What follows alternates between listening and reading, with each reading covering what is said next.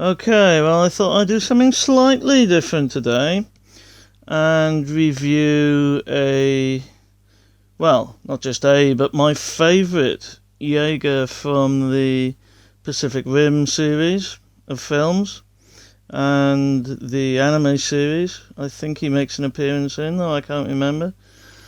That being, of course, Cherno Alpha. Now, it's made by NECA. So the level of detail here is what you would expect and is beautiful, frankly. To start with is height. Now, he's obviously fairly big. I got a job to get him in frame, in fact. But if you measure him against Rhinox, this is SS Rhinox from the recent Transformers movie, who's a Voyager class. Then the Voyager class is obviously quite a bit smaller. I would say side to side, looks like it could be anything up to a quarter smaller than Cherno Alpha here. So, whether that puts Cherno Alpha in the... Put Rhinox over there a second. In the leader class range, size range, I don't know. Unfortunately, I haven't got any leader class figures to compare it with at this time. So, I'm sure somebody will tell me in the comments if that's the case. Right, so starting with the detailing then, we have a great amount of detailing on the figure as a whole, be it from the hands all the way up the head, with the lights and the exhausts, which are also used as flamethrowers, to the top of the head, which, although it isn't picked out in paint, is still a nice touch, I think. Then you've got the back. The plated spine look, I think, is very, very cool. And the bottom of the back, the lumbar regions it would be, and the hips, etc. The legs going all the way down to the feet, which are awesome. And it really evokes the character that it's representing. Now, you have here the cockpit, and I particularly like the scaling they've gone for of that, because it gives you some idea of just how enormous these things are. The colours are obviously beautiful. This green that they've used is lovely. It's like an army green kind of colour. And there's some red detailing along the edges and on various points. Although I think on the exhaust port flamethrower things here, it actually says about it being under the command of, is it the UN or the US? I haven't seen the film for a while. But of course, this is a Russian Jaeger, either Russian or Soviet. Again, I can't remember if the Soviet Union was reformed or whether it's just an entirely retconned history where the USSR never broke up at all. Cherno Alpha written on his head there. I'm not sure how well you can see it. And Yeah, continuing with more general articulation, you've got some articulation in the elbows here, back and forward, though it is a little stiff. You can get a full 360 out of the arms, but it is tight. Slightly easier on this side, the right hand side. There's also some movement in the head, which houses the reactor, of course, so that's kind of cool.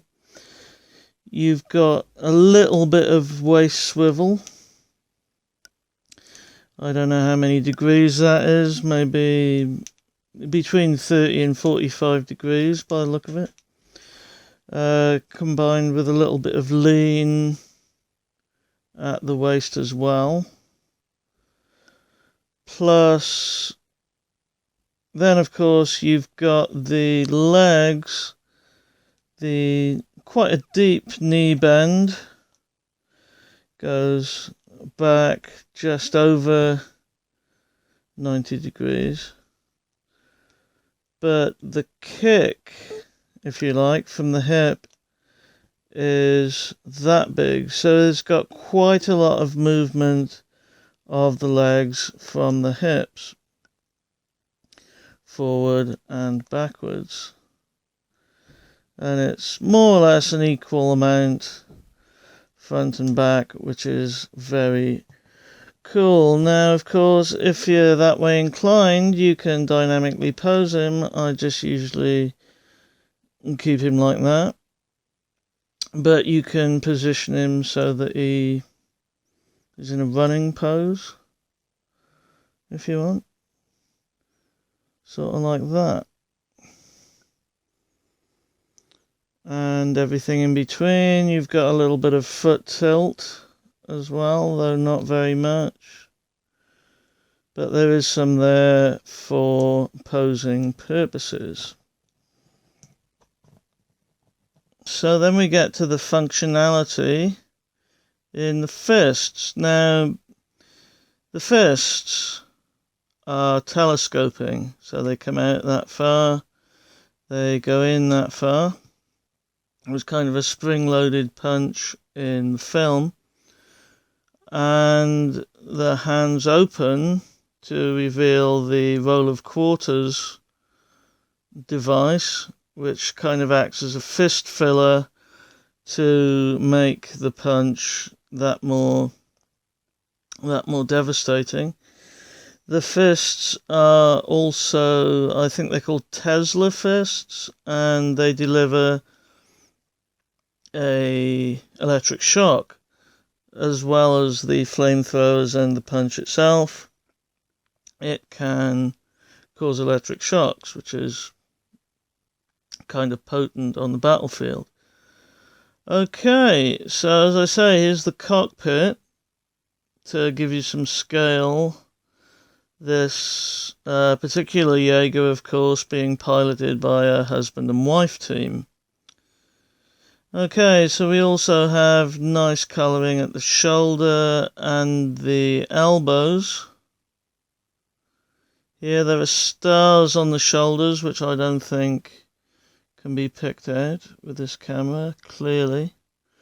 And then you get some red on the elbows as well. So all the detailing you want is here. And of course, that amazing back section with the back plating.